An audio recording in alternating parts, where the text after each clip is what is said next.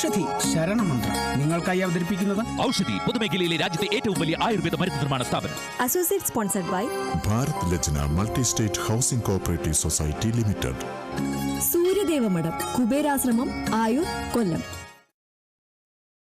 ശബരിമലയിൽ ഭക്തരുടെ എണ്ണത്തിൽ വർധനവുണ്ടായെങ്കിലും കൃത്യമായ ക്രമീകരണങ്ങളിലൂടെ എല്ലാവർക്കും സുഗമമായ ദർശനം സാധ്യമാക്കാൻ കഴിഞ്ഞെന്ന് Sabarimala chief police coordinator ADGP Sreejith. കഴിഞ്ഞ വർഷം ഈ സമയം 21 ലക്ഷം ഭക്തരാണ് എത്തിയിരുന്നത്. എന്നാൽ ഇത്തവണ അത് 25 ലക്ഷം പിന്നിട്ടിരുന്നു. ആദ്യ ദിവസങ്ങളിൽ വലിയ തിരക്ക് വന്നെങ്കിലും അത് പരിഹരിക്കാൻ സാധിച്ചതായും ADGP ശ്രീജിത്ത് പറഞ്ഞു. കണക്ക് നോക്കുമ്പോൾ കഴിഞ്ഞ കൊല്ലത്തെ അപേക്ഷിച്ച് 4 ലക്ഷത്തിൽ കൂടുതൽ ആൾക്കാർ, ഈ 21 ലക്ഷം ആൾക്കാർ വന്ന സ്ഥലത്ത് ഇപ്പോൾ ഏകദേശം 25 ലക്ഷത്തോളം ആൾക്കാരാണ് മിനിഞ്ഞാന്നത്തെ കണക്കനുസരിച്ച് വന്നു പോയിട്ടുള്ളത്. അപ്പോൾ അതനുസരിച്ച് ഇനിയിപ്പോൾ അടുത്ത ഈ ക്രിസ്മസിന്റെ സമയത്ത് ഞാൻ നല്ല തിരക്ക് പ്രതീക്ഷിക്കുന്നുണ്ട്. അതനുസരിച്ചുള്ള സേനാവിന്യാസം നടത്തി കഴിഞ്ഞു.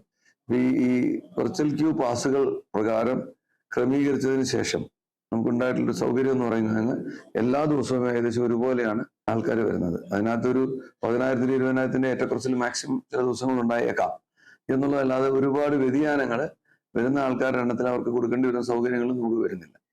അതുകൊണ്ട് നമ്മൾ ഒരേ തരത്തിലുള്ള സേനാവിന്യാസമാണ് ഇത്തവണ ക്രമീകരിച്ചിരിക്കുന്നത്. നമ്മൾ അതുകൊണ്ട് തന്നെ നമ്മൾ ക്രമീകരിക്കുന്ന നിർദ്ദേശിക്കുന്ന എല്ലാ കാര്യങ്ങളും അനുസരിച്ചുകൊണ്ട് ഭക്തർ വന്നാൽ നമ്മൾ വേറൊരു പ്രശ്നം അഭിമുഖീകരിക്കാൻ തോന്നുന്നില്ല.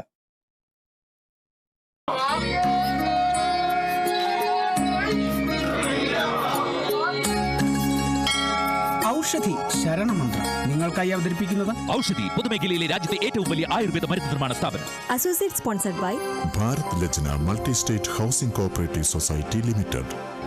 സൂര്യദേവമഠം കുബേരാശ്രമം ആയൂർ കൊല്ലം.